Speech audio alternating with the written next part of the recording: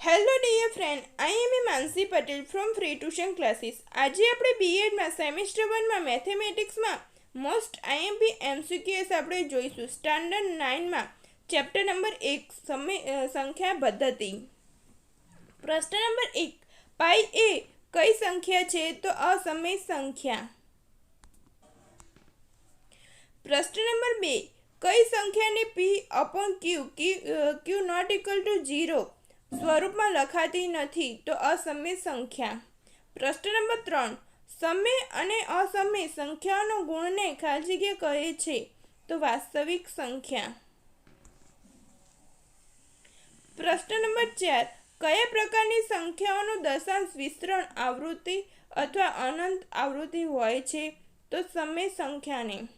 પ્રશ્ન નંબર 5, કયા પ્રકારની સંખ્યાઓનું દશાંશ વિસ્તરણ અનંત આવૃત્તિ હોય છે? તો અસમય સંખ્યાને.